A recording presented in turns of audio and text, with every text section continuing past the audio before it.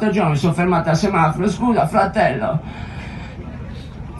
scusa, aiutami a mangiare. Mi ha detto, cosa hai preparato? Cazzo ti potevo preparare io, cazzo mi hanno detto, cazzo.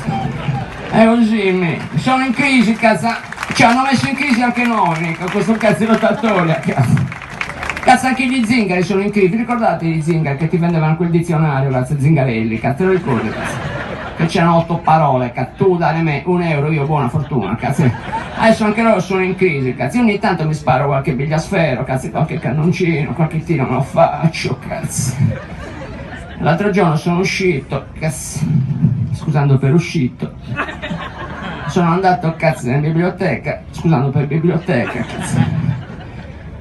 E che cazzo mi hanno detto? C'era scritto, cazzo, con un libro vinci la droga.